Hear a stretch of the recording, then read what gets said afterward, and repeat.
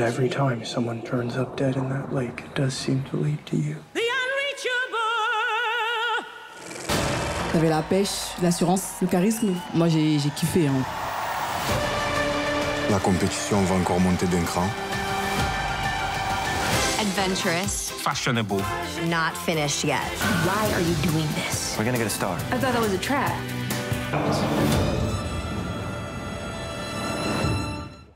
La Voix du Lac, la première série de Nathalie Portman. Aya Nakamura en dénicheuse de talent dans Nouvelle École saison 3. Enfin, toutes les séries à ne pas manquer cet été. C'est le sommaire de notre émission à l'affiche 100% série avec notre chroniqueuse Nina Masson. Bonjour Nina. Bonjour Sonia et bonjour à tous.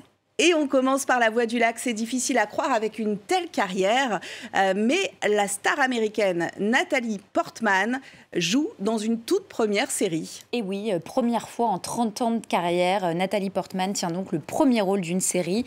La Voix du Lac, l'adaptation du best-seller éponyme écrit en 2019 par Laura Lippman. Alors Lady in the Lake en version originale, un thriller en 10 épisodes disponible cet été sur la plateforme Apple TV+.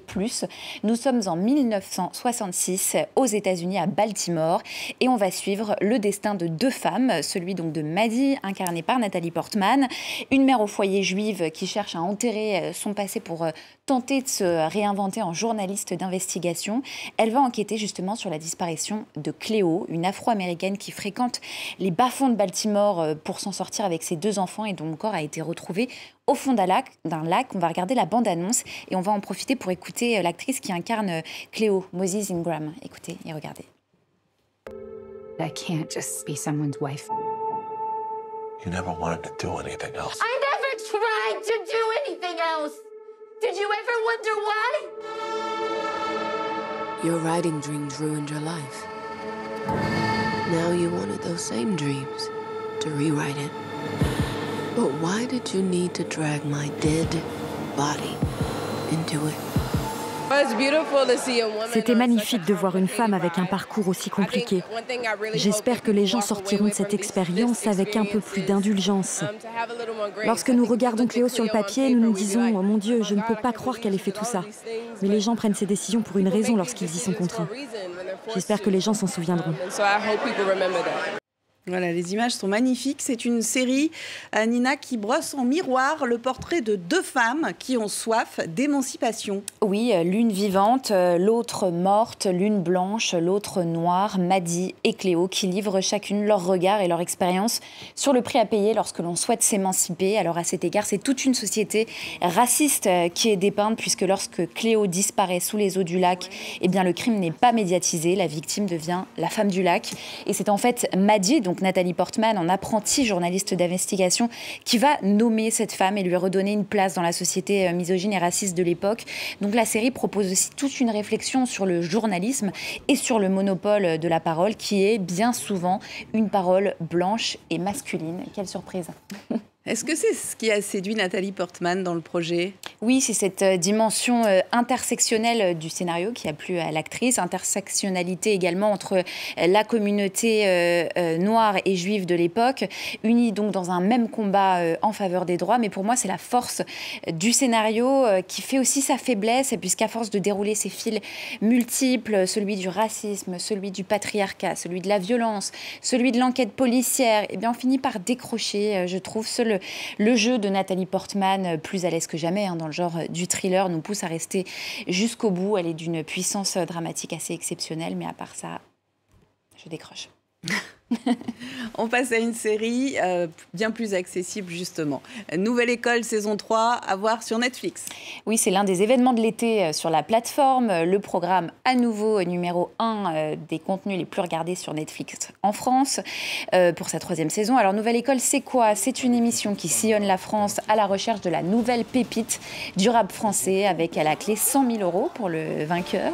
Au programme de la saison 3, des nouveaux talents et un nouveau jury, le rappeur SDM aux 4 millions d'écoutes par mois. Et surtout, bien sûr, Aya Nakamura, qui n'est autre que l'artiste française la plus écoutée au monde. On regarde la bande-annonce.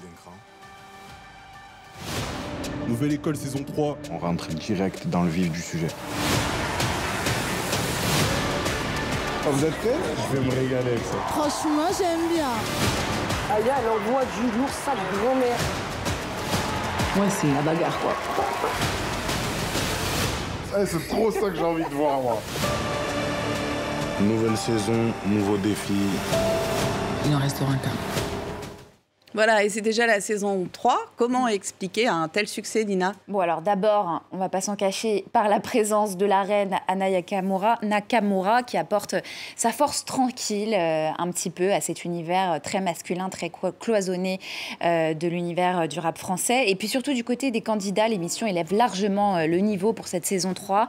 Tous les prétendants ont une signature vocale et une personnalité unique avec une diversité de talents folles.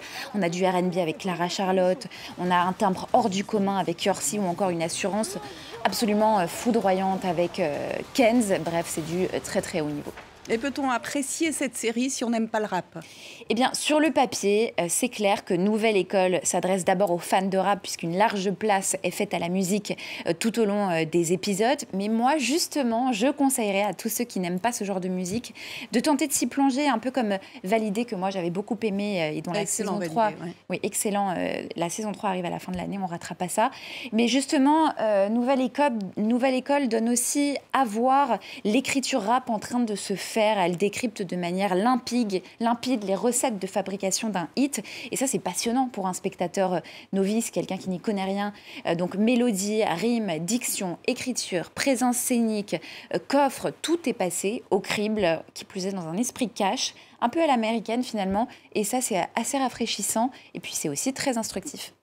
Un été sous le signe du rap sur Netflix donc, mais pas que. Oui, l'autre série la plus attendue de l'été, c'est bien sûr le retour de la plus américaine des Parisiennes, Emily in Paris, qui revient pour une saison 4 après avoir arpenté Saint-Tropez dans la saison 2, puis la Provence dans la saison 3. Emily s'envole à Rome dans cette nouvelle saison. On verra si cela crée une nouvelle génération de touristes, comme cela a été le cas en France. Et puis, petite surprise, Brigitte Macron fera une apparition dans l'un des épisodes. Une grosse surprise, vous voulez dire? Petite grosse surprise pour incarner son propre rôle. Rien d'étonnant quand on sait que la première dame est fan de la série. C'est Lily Collins en personne qui l'affirmait dans une interview pour le Late Show. Une rencontre donc l'on a déjà hâte de découvrir à partir du 15 août, Sonia, sur Netflix.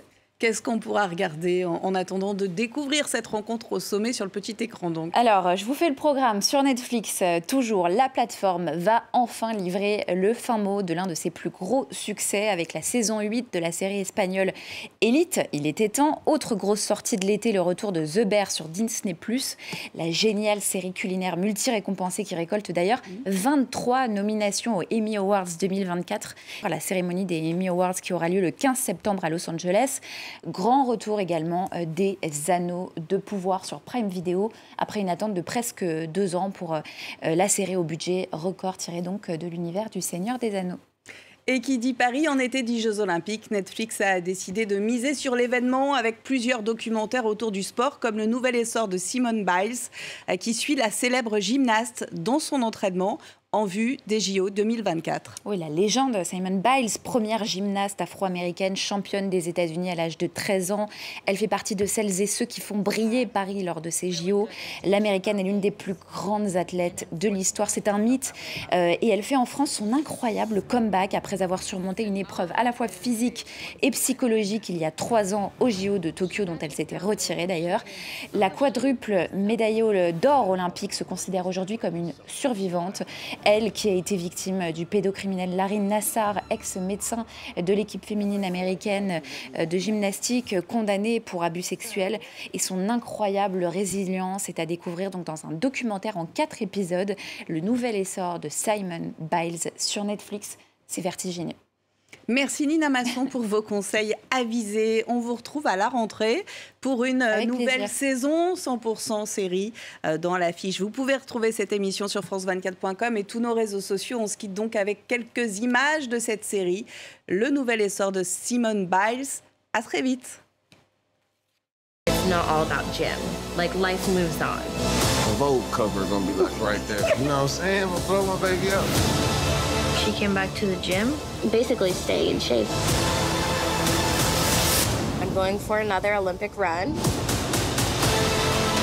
I I know that she's expected to win all the gold medals, but even the fact she's trying to come back is really amazing. I never thought I'd be at this phase still doing it. And I feel very grateful.